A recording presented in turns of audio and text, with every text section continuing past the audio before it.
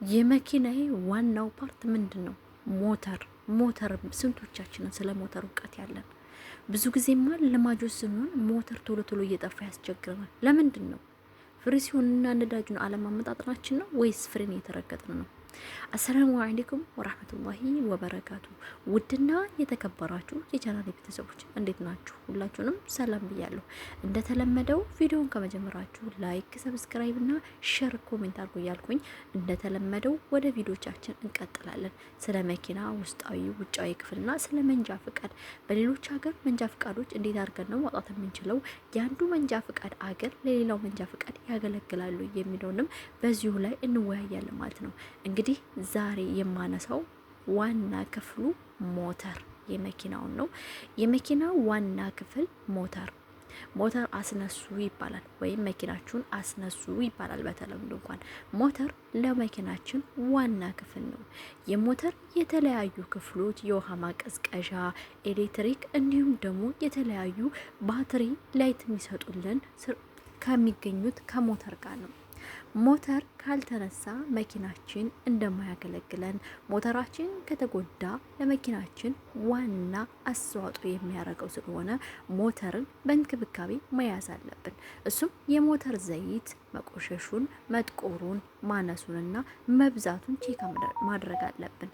ሞተራችንን ከማስነሳት በፊት ወይም መኪናችንን ከማስነሳታችን በፊት የመኪናችንን ኮፈን ከፍተን ውሃ ራዲያተር ላይ ሞልቷል ወይስ አልሞላም፣ ጎሏል ወይስ አልጎደለም፣ በቂ ነው ለኔ ለሚጓዝበት የሚለውን ቼክ እናደርጋለን። እንዲሁም ደግሞ የሞተራችን ዘይት ሊፕስቲክ ወይም ዲቤሎ በምትባል በቀጭን ብረት ዘንግ መሳይ እንጨቷን አንዴ አስገብተን ካወጣናት በኋላ ታሳይናለች። የዘይታችን መቆሸሽና መጥቆሩን የምናየው አንዴ አስገብተን ካስወጣናት በኋላ ያለውን ቆሻሻ እንጠርግና መልሰን አስገብተን እናስወጣታለን። የራሷ የሆነ ቁጥር አላት፣ ማክሲመም ሚኒመም የሚል። ማክሲመም ከሆነ በቂውን ነገር ይናል፣ ሚኒመም ከሆነም ደግሞ ማነሱን ያሳየናል። እንዲሁም ደግሞ መጥቆሩን እዛው ብሮቱ ላይ ወይም በቲሹ ወይም ደግሞ በሶፍት ጠረግ አድርገን መቆሸሹን ማወቅ እንችላለን። የሞተር ዘይት ቶሎ ቶሎ ሊቀየር ለሞተሩ ደህንነት ሲባል የተሻለ ነው። በእንዲሳይ የሞተር ዘይት ሲቀየር በባለሙያዎች ጋራጅ ቤት ሄደን የምናስቀይረው። ማንኛውም ሰው የሞተርን ዘይት መቀየር አይችልም። ሞተራችንን መንከባከብ የኛ ኃላፊነት ነው። ስለ መኪናችን ውጫዊ ክፍል ስንነጋገር ወይም ስለ መኪናችን ዳሽቦርድ ላይ ስላለው ነገር ስናወራ የሞተር ምልክት የምናየው ዳሽቦርድ ላይ ነው። ዳሽቦርዳችን ላይ የተለያዩ የኤሌክትሪክ አስተላላፊ ክፍሎች፣ የማቀዝቀዣ እንዲሁም ደግሞ የማለስለሻ ክፍሎችን፣ የተለያዩ ደግሞ ሙቀት አስተላላፊ ክፍሎችን ዳሽቦርዳችን ላይ እናገኛለን። ይህ የሚሆነው መኪናችንን ውስጡን ከፍተን ማየት አንችልም። እኛ በማሽከርከር ላይ ያለን የመኪናችን ውስጡ ፓርት ቢበላሽ ማወቅ የምንችለው ዳሽቦርዱ ላይ በሚቀመጡልን ምልክቶች ነው። ስለዚህ አንድ ሹፌር ከመሆኑ በፊት ይሄን ነገር ማወቅ አለበት። የመኪና ዳሽቦርድ ላይ የሚመጡ ምልክቶች እንዲሁም ደግሞ የእግረኛና አስተላላፊ እንዲሁም ደግሞ የተለያዩ ማብራቶች የተለያዩ የትራፊክ ሲግናልና ምልክቶችን እነዚህን በተገቢው ማወቅ አለብን። ለምን ይመስላችኋል? ብዙ ጊዜ ፈተና እየተፈተን ስለ መንገድ እንዲሁም ደግሞ ስለተለያዩ ኤሌክትሪክ ክፍሎች ማስተላለፊያ ክፍሎች እየተፈተን የምንወድቀው እውቀቱ ሳይኖረን መኪናን ለማሽከርከር ስለምንፈልግ ነው። መኪና ማሽከርከር ትልቁና ወሳኙ ከባዱ ነገር ነው። የሰው ልጅ ሕይወት ከጠፋ በኋላ ተመልሶ የማይተካበት የመኪና አደጋ እንዲሁም ደግሞ አክሲደንት። ይህ ነገር የሰውን ሕይወት ነው ይዞ የሚዞረው፣ እቃ ወይም ሌላ አይደለም። መኪና ቆርቆሮና ብረት ነው። ይጨራመታል፣ ይስተካከላል። የሰው ሕይወት ግን አንዴ ካለፈ ከሞተ ተመልሶ የማይመጣ ስለሆነ ብዙ ጊዜ ፈተና ስንፈተን ትኩረት ካላደረግን ፖሊሶቹ ደጋግሞ እየጣሉ እኛን ትክክለኛ ብቁ ናቸው ብሎ እስከሚያስቡ ድረስ ጊዜና ወቅት፣ ገንዘብ፣ የተለያዩ ነገሮችን እንበላለን። ስለዚህ ውድ እህቶቼ ለፈተና ከመሄዳችሁ በፊት ራሳችሁን ዝግጁ በማድረግ ፈተናውን በተገቢው መንገድ በመወጣት እናንተም ሆነ የዜግነታችሁን የተሳፋሪንም ሆነ የሌሎች የተሳፋሪዎችን ሆነ የሌሎች ህይወትን እንታደግ እላለሁ። በሌላ መንገድ ደግሞ እንዴት ነው የአንዱን ሀገር መንጃ ፍቃድ ለሌላ ሀገር መንጃ ፍቃድ የምንጠቀመው የሚለውን እናያለን። የአንድ ሀገር መንጃ ፍቃድ ለሌላ ሀገር መንጃ ፍቃድ የሚያገለግልና የማያገለግል አለ። ምሳሌ የኢትዮጵያ መንጃ ፍቃድ ለሌሎች አገሮች አያገለግልም። ለምን? የእኛ አገር መንጃ ፍቃድ በተለያዩ ሲስተሞች የተካሄደ አይደለም። የኛ አገር መንጃ ፍቃድ እንደ ዘፈቀደ የምንለበት፣ የእግረኛ መንገድን የማንጠብቅበት፣ ውስጣዊ መንገድና ውጫዊ መንገዶችን ስንጠቀም ወይም ዋና መንገድና ከምንኖሩበት ወይም የመንገድ ዳር ምልክቶች ከምንላቸው ወይም ደግሞ ከመንደር መካከል ገብተን ስንወጣ ወደ ዋና መንገድ ስንገባ የተለያዩ ምልክቶችን አንጠቀምም።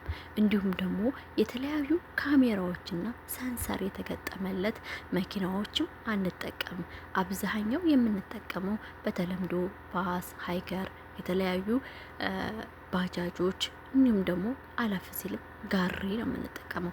ሞተር እኛ ህፃን ሆነን ነክተን አናውቅም። ካደግን በኋላ በስንት መከራ ለገንዘብ ለማስገኛ ወይም ኑሮን ለማሸነፍ ስንል መንጃ ፍቃድ ተምረን መኪና መንዳት እንፈልጋለን። መንዳቱን እንችልበት ይሆናል። ነገር ግን እለፍ ተቀደሙን የትራፊክ እሴቶቹን የዛ አገር ህግና ደንቦችን ባለማወቃችን የኢትዮጵያ መንጃ ፍቃድ ለሌላ ሀገር ምንም አያገለግልም። ምናልባት እጃችሁ ላይ ያለው ሙያ መኪና መንዳቱ ለናንተ ሊጠቅማችሁ ይችላል። መንጃ ፈቃዱ ግን ምንም ቫልዩም የሌለው ዜሮ ብላችሁ ሰውት። ሌሎች አገርም ስንሄድ ሳውዲ ለምሳሌ እንወስዳለን። ሳውዲ የሚያሽከረክሩ አሽከርካሪዎች ወይም መንጃ ፈቃዳቸው እንደ ኢትዮጵያ ብላችሁ መቁጠር ትችላላችሁ። ምክንያቱም ሳውዲ ያደገች አገር ብትሆንም እንደኛ ሀገር በዘፈቀደ የሚነዱ የትራፊክ ምልክቶችንና ሳይኖችን የማይጠቀሙ ናቸው። ስለዚህ የሳውዲ መንጃ ፍቃድ ለሌሎች አገር መንጃ ፍቃድ አያገለግልም። ዱባይና ኳታርን መውሰድ እንችላለን። ዱባይ እንዲሁም ኳታር የተለያዩ ሰንሰር የተገጠመላቸው የሚያስቀጡ እንዲሁም ደግሞ በየመኪናችሁ ውስጥ ያሉ የተለያዩ ምልክቶችን በስነ ስርዓት የሚጠቀሙ እንዲሁም ደግሞ መንገድ ላይ የተተከሉ የተለያዩ ካሜራዎች፣ ሲቪል ቤልት አለማድረግ ወይም ቀበቶ አለማድረግ፣ ስልክ እያናገሩ መሄድ እንዲሁም ደግሞ ቀይ የትራፊክ መብራት እያበራ አቋርጦ መሄድ እንዲሁም ደግሞ ኬርለስና ዋይልድ ድራይቪንግ የሚሉትን አሽከርካሪ ሆናችሁ ከተገኛችሁ እጅግ ከፍተኛ የሚባል ቅጣት በገንዘብም በስራትም የምትቀጡበት ነው። ስለዚህ የነዚህ የሁለቱ አገር መንጃ ፈቃድ ሌሎች አገሮች ላይ ብትሄዱ ዳይሬክት መቀየር ትችላላችሁ። መንጃ ፈቃዱን ይዛችሁ ሄዳችሁ የዛን ሀገር መንጃ ፈቃድ መቀበልና ማሽከርከር ትችላላችሁ። ሌሎችም አገሮች ሊኖሩ ይችላሉ። እኔ በእውቀቴ እስካለኝ ድረስ የሁለቱ አገሮች በጣም ተፈላጊና ኦሪጂናል የሚባል መንጃ ፈቃድ እንደሆነ ነው የማውቀው። እኔ ባለሁበት አካባቢ ኳታር እኔ ራሴ ተምሳሌት መሆን እችላለሁ። ስንቴ የመንገድ ሮድ ቴስት የሚሉትን ወድቅ ያለው ምን ልበላችሁ። ትንሽ ወዬ ስህተትና ጥፋት ብቻ ነው የሚፈልጉላችሁ።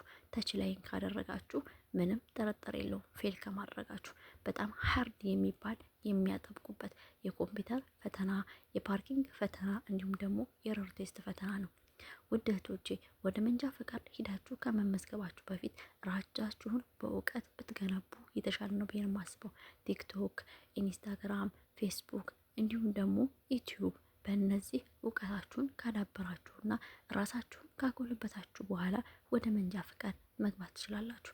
ምንም እውቀት ሳይኖራችሁ ወደ መንጃ ፈቃድ መግባታችሁ እናንተን ብዙ ርቀት እንድትሄዱና ብዙ ገንዘብ ወጪ እንድታደርጉ ነው የሚጋብዛችሁ።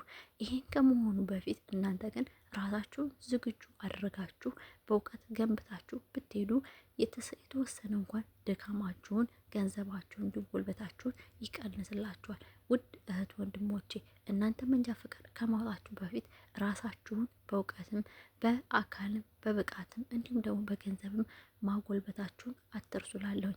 ቪዲዮውን ከወደዳችሁት ለሌሎች ቤተሰቦች እንዲደርስ ላይክ እና ሰብስክራይብ፣ ሼር፣ ኮሜንት እያደረጋችሁ አድርሱልኝ እላለሁ።